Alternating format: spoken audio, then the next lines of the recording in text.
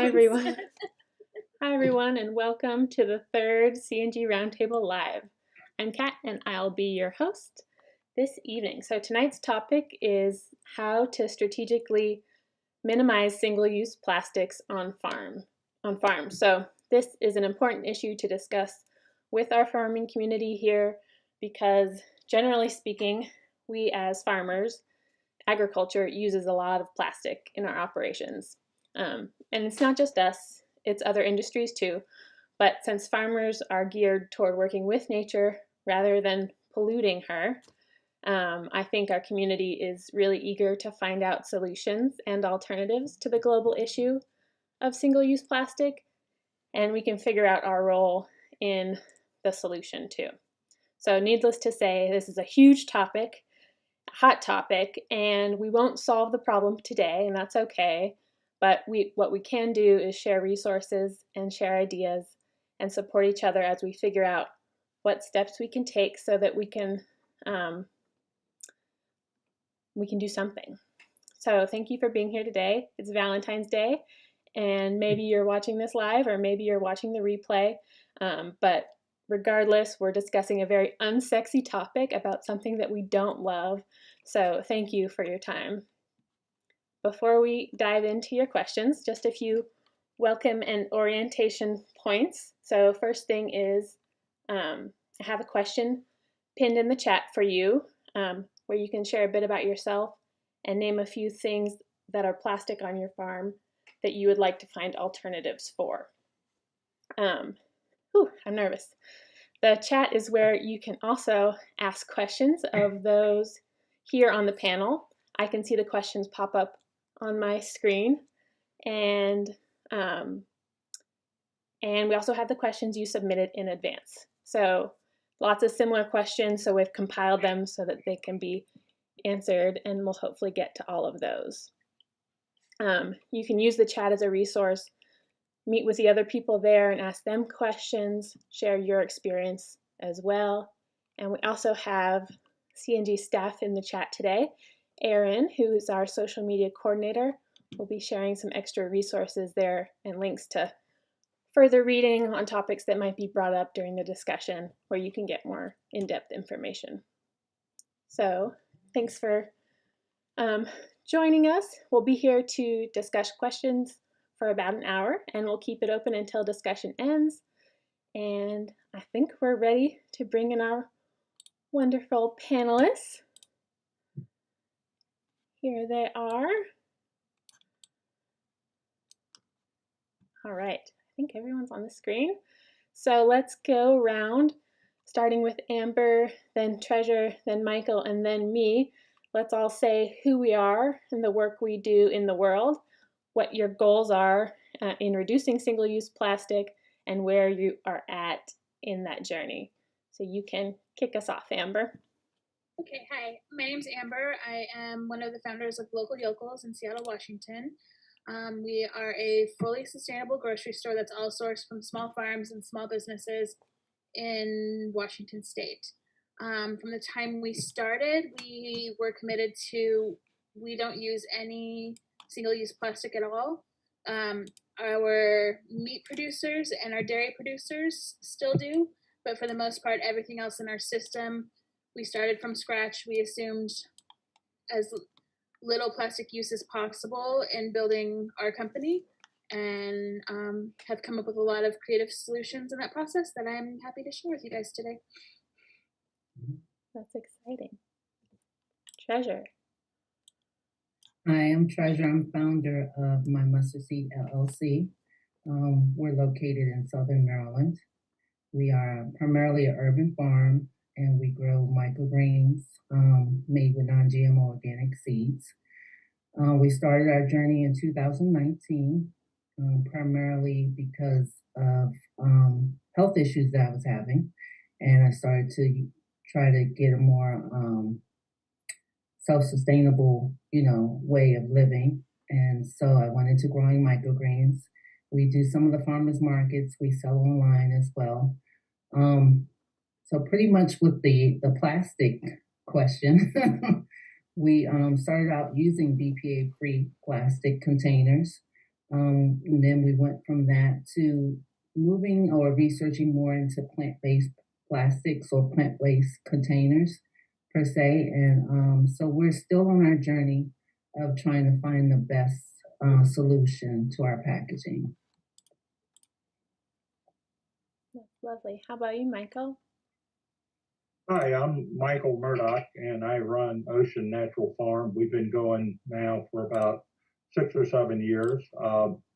I am primarily interested in environmentalism. I've been an environmentalist all my life, and I found that plastics issue has come up strong with me because over the years I've organized many cleanups, like litter cleanups and things like that, and picked up thousands of pounds of trash over the years with numerous groups. And one of the things that I've noticed is the proliferation of plastics in the environment in general. And our farm is on the coast of North Carolina in Carteret County, and we have to deal with beach and litter in our waterways and plastics in our food chain. I think many of you know that plastics now are in seafoods, and most of the seafood we eat has some portion of plastics in it. So my interest is in trying to reduce it and try to set example for our farm. We deal primarily with a number of markets, so we don't sell directly necessarily with to the consumer, but we do offer containers, paper containers, and things like that for our products.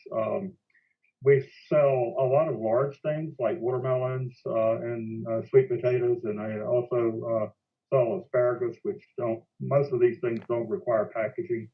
So I don't have some of the problems some of the other growers have, but I do know it's a major issue with our environment, and I sure hope that we can learn how to do better with that. So.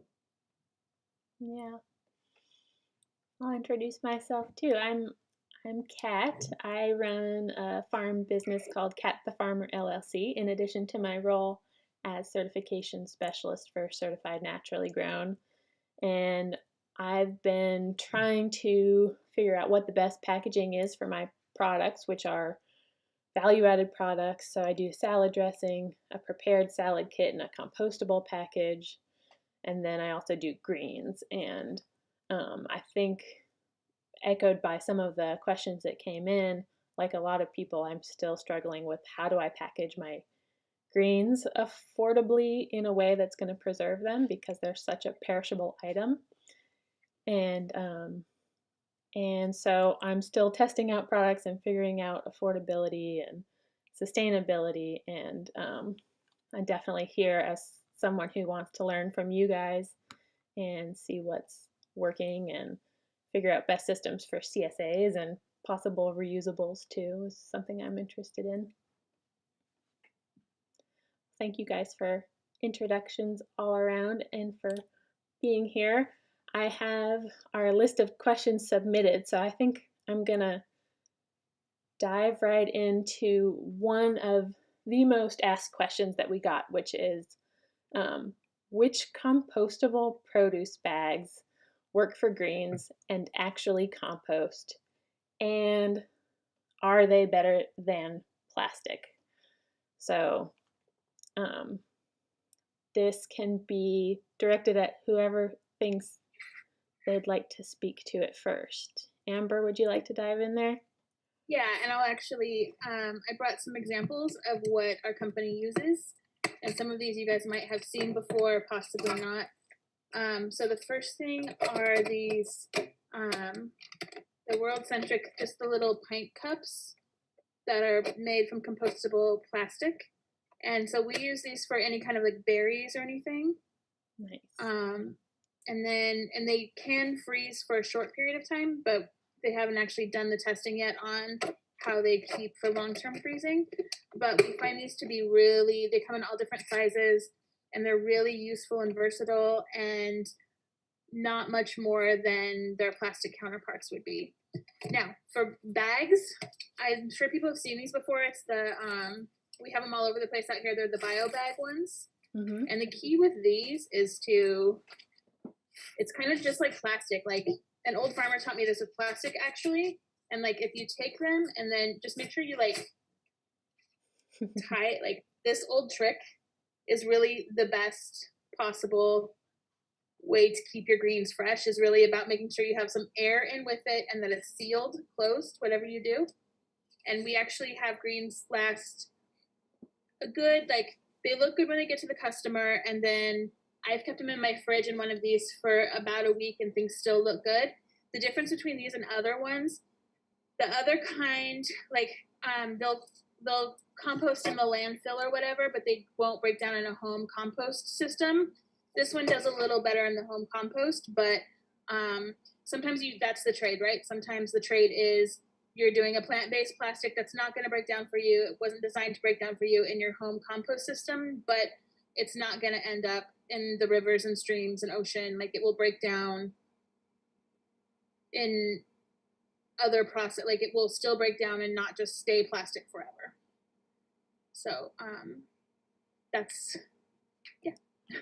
Yeah, that's great input. So that the container that you held up was made from compostable PLA, polylactic acid, and so that requires the commercial composting. But I've been using that too, and that keeps greens fresh.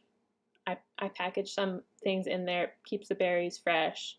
It's a dead ringer for plastic though, so I wonder when customers take it home if that might end up in their recycling container on accident. Yeah, and these say compostable on the bottom, but if you don't know, yeah, and the nice thing there is that they work just like plastic, so you're not getting any kind of freshness trade-off in substituting with these. But yeah, it can be mistaken for actual plastic. And I've seen ones that aren't even marked PLA. Like, I've seen ones that I know are PLA and have checked my form and everything, and they don't say, and so you don't even know the difference. Like, I've had customers get stuff in these that weren't marked and then say, hey, I got plastic, and have to, not so much. But the other good one, we actually use these for mushrooms, and they're actually like a paper bag with a PLA window on it. And so these also come in handy too. They're made from recycled paper, and then they have the only thing that doesn't break down is in it there is a little wire in this here, but everything else about it breaks down pretty easily. And so we use these a lot for mushrooms. We also use it for our dry goods, our beans and dried peppers and things.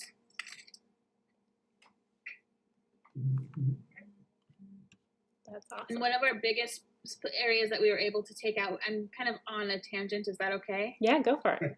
Okay, so the big bags, and the downside is that the end on those is not, like, it also eventually they're insulated bags, so we ultimately end up using, like, when they're done, we break them down further and then use them for insulation as we build more walk-ins, and more like if you're on a farm and if you have a cool bot, we actually use them for lining in cool bots when they're done. But we're getting, we've been around since 2017. We got our first round of bags in early 2018, and we're still using about 75% of those. So we've used them through like 200 uses. And what we do is we drop off a bag and we pick up the bag from last week, and then we sanitize them and reuse them. So that has been, it took us a long time to figure out something that would work there, and that has actually become a really great solution as we deliver our CSAs come in reusable cooler bags, just like our milk and meat and dairy and everything. And with the promise of recycling within your business as a cool bot. Right. I love that idea, and I think we'll circle back to some other examples about that too when we get to more plastics that are used in the field. I wonder if we could speak to some of the work that you do, Treasure, with your business and microgreens. How have you approached packaging your microgreens, and what have you been able to test? I was really glad to have a microgreens grower on this panel because I feel like, you know, you're growing in trays, so you have a choice of those trays, and then oftentimes, although not all the time, you're packaging and unitizing your product. So I think that there are unique challenges and thought processes that go into that kind of a business. Yeah, it's kind of like a give and take in a way. We started off with using the BPA-free packaging with the resin one, and thought we were doing pretty good with that. But like I was saying, I come from a health conscious perspective, and finding out just the different chemicals that are involved in plastics and things of that nature that can affect different areas of health, you know, with infertility and breast cancer, and even with children and behavioral issues and things of that nature. So I was like, okay, so how can we kind of just eliminate the plastic altogether? And then another situation we encountered at the market was that customer came up to me and said that they were allergic to plastic. So then we had to find a quick alternative, which was we ended up putting it in the paper bags. Because what we do is we place the container in paper bags for our customers to take because we don't use any plastic bags. And so we had to end up putting the microgreens in a paper bag for that customer in particular. So that, you know, led me on to do more research and trying to find alternatives for plastic altogether. So I was looking into the PLA, the plant-based packaging, and we're getting kind of samples of that and trying that out as well. Um, and so I guess the main thing with the PLA, and you can speak to this, Amber, as well, is that it's considered recyclable, biodegradable, and compostable. So, you know, that kind of hits three areas, environmentally, you know, health wise, and just recycling, trying to keep the waste down and things of that nature. Um, so it's kind of like it's definitely an ongoing journey, I'm sure, for most, as far as, you know, down on waste, on cutting down on plastic altogether. Every time you find an alternative, it seems as if something else pops up of why that alternative is not good either. But right now, we're looking at the PLA alternative and noticing that is probably best for our business at this time. I do a little bit, very little bit compared to what you do in microgreens, and I was packaging it in the PLA, and it was great. But now that Amber just held up her example of that one, I feel like I need to try it again because I got it from a particular company, and it was that deli container, so people wanted to pick it up by the rim, and the rim just wasn't a tight seal because these are things that are meant to break down in heat. So if you store them poorly, then the heat will lose its shape, and that rim of the container wasn't a firm lock.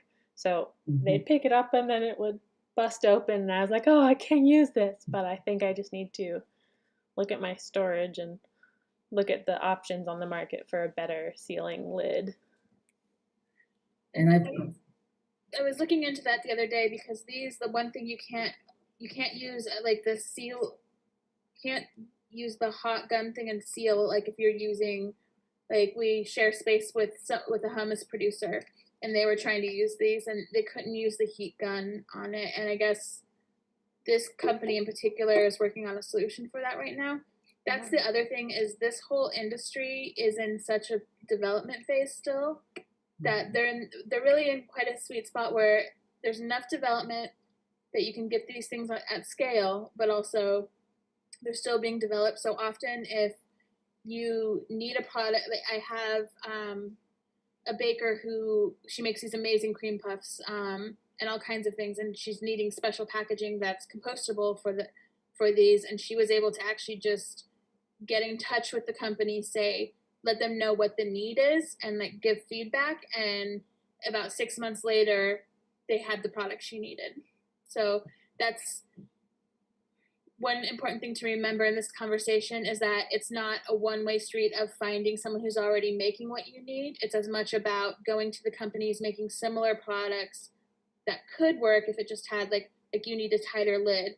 So like either finding a different company or going to the company you're using and saying, hey, here's the issue I'm having with the product, can often this industry still needs a lot of that kind of feedback for sure. Yeah. Yeah. We even thought about using the tea bags, you know, but in some of those they can contain plastic as well in the sealing, you know, the sealant part of it. Yeah. So yeah, and I see one of the questions was from someone in reference to microgreens and their customers loving the plastic. So I definitely can resonate with that one because our customers, I mean, they want to see it, you know, they want to see what they're getting and they love, you know, just the clear packaging, being able to see the microgreens, knowing that they're getting it fresh, you know, things like that. But where do you go from there? Because most packaging doesn't, or the sustainable packaging or eco-friendly or anything of that nature really doesn't offer the clear view of, you know, the produce. And so we find that at markets, we've been doing this, but we are more into fresh cutting the microgreens, Cool. you know, at the market. And so it's not so much a way on packaging or pre-packaging. We're fresh cutting them right then and there. So the customer is happy with what they're getting and they just take it home and, you know, they store it how they would like. So that was one alternative that we found to kind of cut down on our packaging as well. That's pretty cool. Have you accepted people using their own containers when you're cutting at the market? Yeah, actually, we also started a process where they can bring back their containers if they'd like to continuously use in that way. So that way it could cut down on waste and things like that. Because, I mean, it's hard enough to get people to really understand the benefits of recycling and how to recycle. And then you get into these products that need a certain composting facility or something like that, you know. A average customer is not going to think of that. You know, they're just going to mix everything together. So, um, you know, it's a lot of different segments to this topic. I know, it's huge. Definitely. I'd love, Yeah. let's dive into that customer perception and customer training. Michael, what angle do you approach that from? What's worked for Well, you? I think the most important thing is that we realize that our customers are more sophisticated than we take them out to be. Yes, convenience is really important. You know, plastics have been around over 100 years, and there really are miracle products. They're lighter, they're stronger, they're cheaper than most of their competitor products. When you think of hauling products in wood barrels or feed sacks or whatever. We used to haul vegetables or produce to the market. Plastics are going to be hard to compete against. But I will tell you that as producers, as consumers ourselves, we have to do our research. And if you look at the impacts that plastics have on our environment, on ourselves, on our society, I think you'll realize that we need to do something. And I think our customers understand that too. So yes, we might be trying to figure out a particular package that may not be suited for us, or may work now, but may not work in other conditions. They expect us to do the right thing, and they're looking for us to do the right thing. And so I really think we need to work on that. And I will mention about recycling. Recycling is just about as big a sham there is these days. I mean, composting, yes. If we want to compost on the farm or we take our own products and so forth, but if you take your products, plastics and whatever, and take them to the recycling center, a lot of that is not recycled anymore. It used to be taken overseas and so forth, and it still gets in the waste stream. So I think we need to concentrate on eliminating single-use plastics. We need to be setting an example ourselves, and we need to be listening to our customers because they expect us to. And what I've heard about is that the economy, the environmental economy, will be driven by the consumer. Right now, products are being built and envisioned with more of an environmental ethic because the customers are demanding it. This last year, I gave all my family members, environmental products. I gave them bamboo toothbrushes. I gave them, paper towels made of bamboo or whatever. So, I mean, the market is changing, and we better be ready for it and get ahead of it, and have products and have containers and have fruits and vegetables that are free of these products of plastic. So I really encourage all of you to work on that, to do your research and study it. It's a very complicated issue, but we can do it, and I really encourage all of you to keep working at it. A lot of what we talk about out here is often closed loop systems and looking at every possible avenue of building closed loop systems that stay as local as possible. So, and that's not just with the compostable packaging, that's also with, like you were talking, like, Tressa, like you were talking about with the having customers bring their own packaging or return it. One of the things that I'm hoping to do in the long run, we're nowhere near it yet, but if we came up with so a lot of our customers return jars, pretty much all of our glass jars are returnable. So that's yogurt, that's pretty much all of your dairy products, sauerkraut, kombucha. We have a kombucha producer who takes the bottles back as well. They have, not just us, they have an 86% return rate on their bottles, and they're finding the same thing we are. At first, we did a deposit on returnables, and then we found people are ready for that service. They want that service.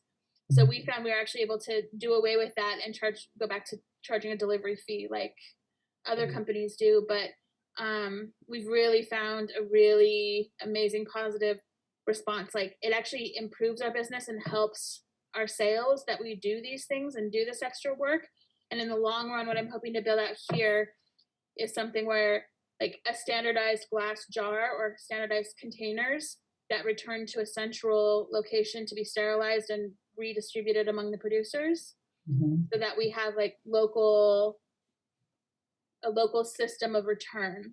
And we also have a company out here called Ridwell, and what they actually do is they collect and recycle hard to recycle things. So they're actually making plastic fabrics out of hard to recycle plastics and things. And they started around the same time we did and got like 9 million in seed funding so fast, and they are growing super fast. And we're finding that the same people that are shopping with us are using their service. So once you really, that's the other piece, and this might be more of a geographical situation, or it might be what's coming for you guys might be this environment where doing these things, actually people are actually looking for these services and they don't exist yet. So the more developed you can get them in your own system now, it's going to bring you, and we'll get into social media later and whatnot, it sounds like, but you can actually start using these things and bringing yourself a customer base that you don't even know yet is out there looking for you. Amber, I think that's really important to let people know what you're doing so that they can appreciate it. And I know people buy from me. They don't buy from me directly necessarily. They at the market buy my products because they know who I am as an environmentalist, as a farmer, as a gardener, and so forth. So it's really important that you let them know who you are and why you're doing it. And I think it's a selling point for your products. I really do. And I think they'll demand that you do the right thing, which you should anyway, but I think it's a good deal. And we actually had a hard time at first using that in our, like, saying that and using it, and don't like the, what's the word that people use for it?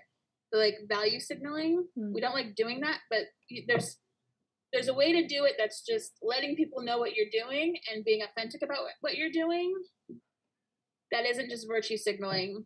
Yeah, And I like your closed loop. I think that's the best way to do it. If you can have a closed loop system where you provide a product and your customer even brings back your container or whatever. I even thought about that as far as compost and things. I don't know if that would work because I'm a little leery about what people put in their compost, but I think we need to be open to those types of things. I'd love We've even offered discounts to customers that bring their containers back, give them something off the next purchase or however have you and things like that. So yeah. Also too, we have speaking to your thought, Michael, and Amber, as we were talking, we have a lot more millennial customers that are coming through and they will teach you, Yeah. they will definitely. Not only that, the market research that we're seeing with a few of the small businesses we work with, they will actually pay extra for that. Our kombucha folks, people pay up to $10 a jar deposit for that service. It's really interesting. For a whole season? Was that for a whole season? Oh, sorry, it cut in and out. I couldn't hear you. It's literally just a jar. So they do kombucha and they have a tap house. So literally just when and they do growlers of kombucha and they do smaller bottles. So like even their 16-ounce bottles, they would do like a $4 jar deposit. And then the deposit gets bigger as the bottle gets bigger. And then, and people are happy to pay it. It's very interesting. People, instead of having to convince people to engage with this idea of return, they're actually happy to pay extra for it. So, and Ridwell is doing a similar thing. So they are, that company I was talking about before, they are recycling things that people normally throw away. And so you have to pay for their service. So you're paying extra every month on top of your garbage bill for getting rid of your waste. And they kind of went through the same process of discovering, especially millennials, especially Gen Z folks, they want to get their lives to zero waste yesterday. They wish that we would have been more on top of it 20 years ago. So they're really, and we're finding the same thing with just local food in general, right? Like, sorry to get off topic, but the bottom line is people are willing to pay for this. For sure. I agree, and I think Trezor, I would say don't give them a discount.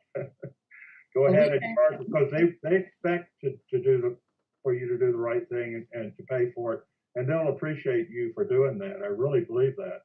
And we actually started that off just to kind of get people in the, get them going. Okay. Don't undervalue your product, what you're doing. Yeah, so we did that to kind of you don't really find much of that going on. I mean, you find it more like with dairy producers or things of that nature. But the microgreens is a little bit different. They kind of expect new packaging. For the most part, they expect new packaging each and every time. But you have more conscious customers that are coming to you and even asking, can I bring this container back, or can I bring my own, packaging? And we're like, sure, because we just fresh cut it right then and there, so it doesn't take anything away from us. Yeah, I've been having that too. I feel like with COVID, we sort of swung into let's overpackage, let's overprotect, and now, there was a lot of waste. There's always been a lot of waste, but I feel like it spiked, and now we need to come back down from that. And one of our questions speaks to this. It's what are creative ways to keep produce fresh at a farm stand, because you can't put greens into a standard fridge without a vapor barrier and an oxygen barrier, without it expecting it to wilt promptly. So how do we get around bagging every item? And I think that reusables, things that you can sanitize, we've brought up those ideas. Do you guys have other ideas that could work in this application?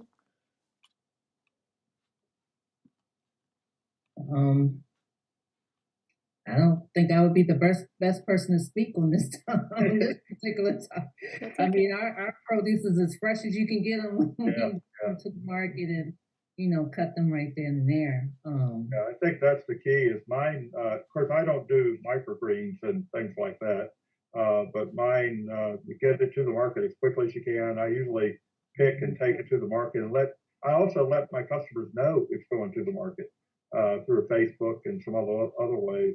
People that I know want to get it, and so I'll make a quick notice saying, "Hey, just took carrots or watermelons or whatever." Of course, watermelons keep a fair amount of time, but still, asparagus and so forth. So they're ready to get it if you let them know that it's there and ready. And a lot of them bring their own bags. So Yeah, with pre-order systems, just having it off to the side and your harvest tote and then pulling it out when the customer arrives means they can bring every last bit of a reusable with them yeah. there and avoid having you prepackage it otherwise. I think things like berries and like blueberries and blackberries and things like that are kind of difficult because they tend to scatter, even tomatoes, small tomatoes. So figuring out little containers that will hold them, and yet people can buy that cardboard carton or the paper carton and put it in their bag, and I think that's important to do is have those kind of products, but they're probably more problematic, like the greens are. I don't know how you would do them. So. So this is where we do use, we don't ever use single-use plastic, but we use the harvest crates with the lids that fold closed.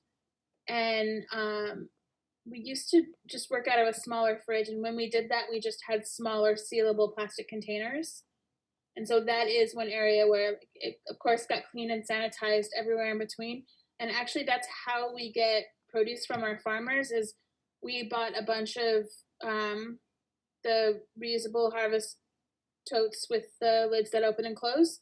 Yep. And we actually send ours out to the farms, and that's what they come back in, and that's how we were able to cut out the wax boxes. And for us in the walk-in, they stay, like if they're sealed up, they stay really fresh for a while, but it is dependent on that container has to be sealed, right? Like every time someone opens it, and then you have the thing of like, and then people have to weigh their own stuff and whatnot. So on the and plus I'm in Washington where it doesn't get as warm as it does other places. So I think that would work here in the South too. I think thinking about the wholesale end of things, you guys are super proactive as a buyer, providing those to your farmers.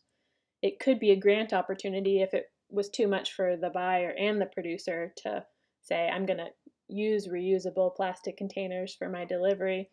Maybe they could write a grant, or maybe they could figure out a system. Yeah, and the ones that we use, I think we paid like $16 a crate for them initially, and just like the bags, we are still working with the same set we bought 4 years ago, and everyone's really great about returning them. And it could be like $1.50 or $2 for a wax box. Right. So really, what we did is we took what we would have spent on wax boxes, invested it straight into the crates in the first place, and then we've never had to even think about it. As we grow, we buy maybe another 10 or 12 of them a year and get them in circulation. But it's been really, we spend a fraction of what we would have on wax boxes. And then our farmers appreciate it too, especially with COVID. And then there was the box shortage. So we were already doing this when the shortage happened. So we were able to, same thing with glass, like the glass jars were an issue too. So, and we had started before COVID. So it created all these opportunities to test what we were already doing and share the knowledge with other people. And really already have a system in place ready to handle the situation we were in because we'd thought about it ahead of time. Yeah, that's huge. Yeah, I think some microgreen grows, depending on your medium, some grow hydroponically, some grow on the mats, which cuts down on plastic usage.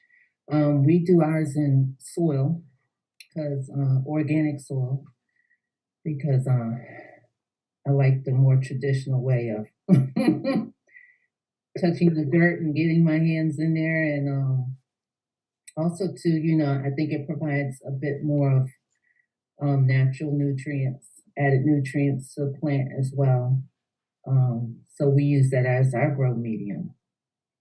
But you have, different, microgreen growers that have different grow mediums as well. So Yeah. that makes a difference in packaging. How is it? So if it's grown hydroponically, it needs to be stored differently.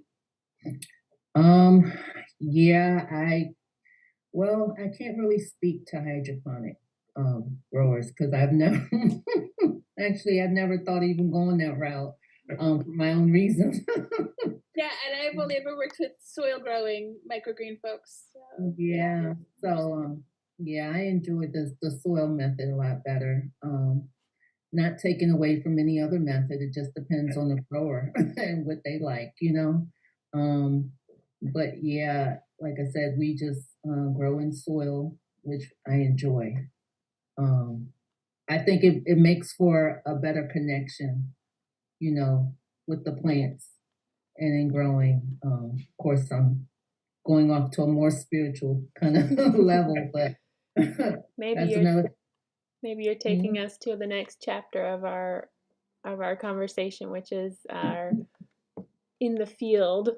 How do we reduce plastic in the field? Because we all love being out there in the soil and having drip tape all in the way, or road cover blowing into the trees, or big tarps, doing the weeding for us. It's probably not what we got into farming for, but it's prevalent. So I wonder if we could think of some solution to the biggest users of plastics in the field. So some things that have come up are drip tape,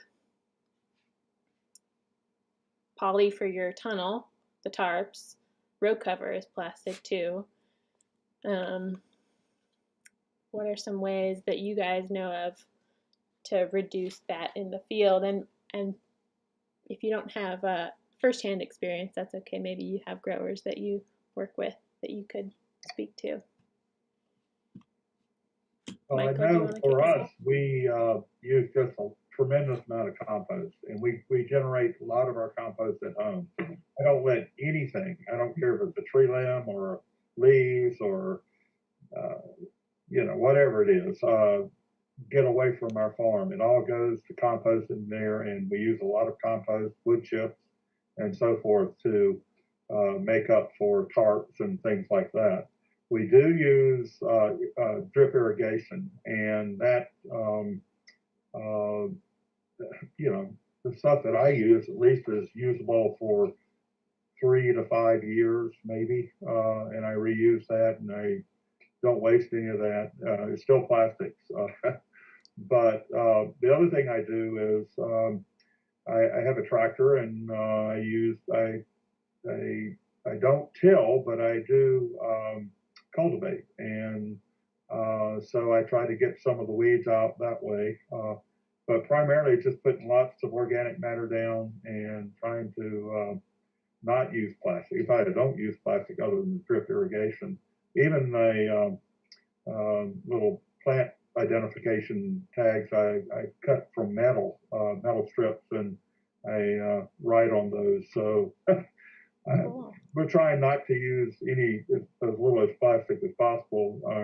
Our farm was recognized as ocean friendly establishment. I don't know if you have that on the West Coast, but it's basically being recognized for not using some of these harmful chemicals and plastics and whatever methods that harm eventually everything goes to the ocean. So I think that's one thing that if you're a grower, if you can see if you can get recognition for your efforts, I think it's really important to let people know that you're doing that.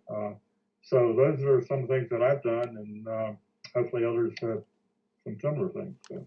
Yeah, that seems like a strategic approach. So instead of resorting to plastic mulch, you're using a cultivating tractor, you're putting down organic material as your barrier for weeds, but that's also benefiting you in that it's going to hold your moisture in and reduce the amount of irrigation that you might need, or entirely on certain crops. Yeah.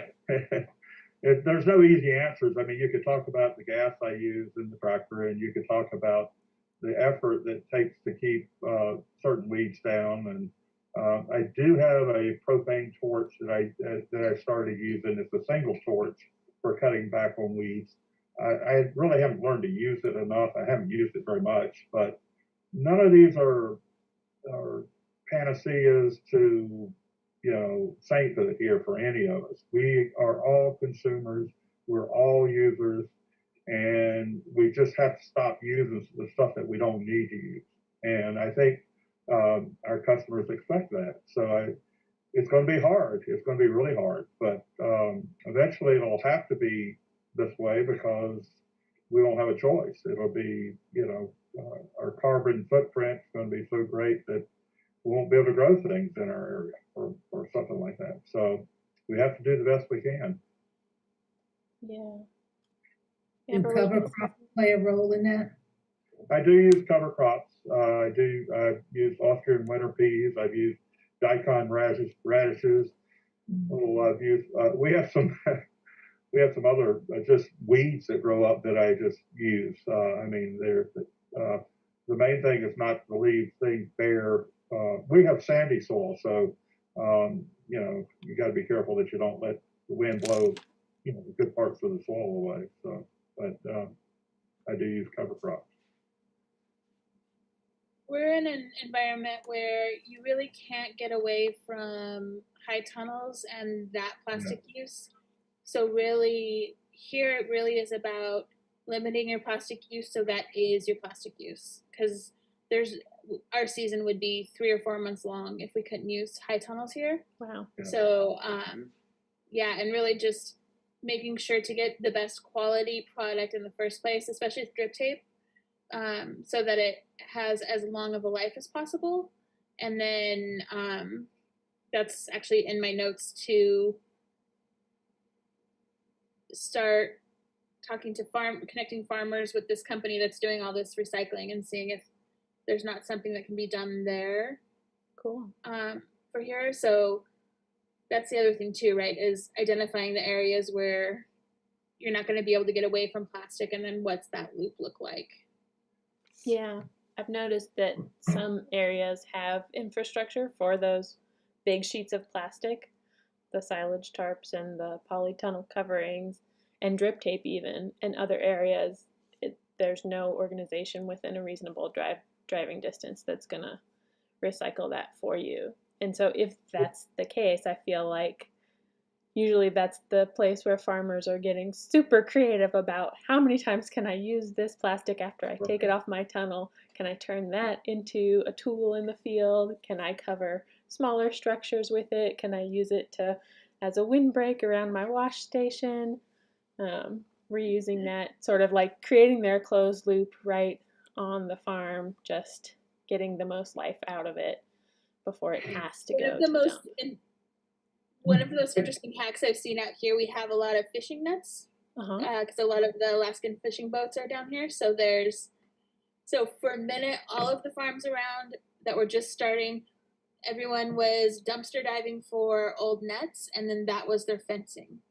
They were doing their deer fences out of old fishing nets because you just can get these miles and miles of nets, right? So that are just being thrown away. And there was a minute, I come from a school that was known for its sustainability, so it was a thing for a minute and just coming up with some of these creative uses is half the fun, I think.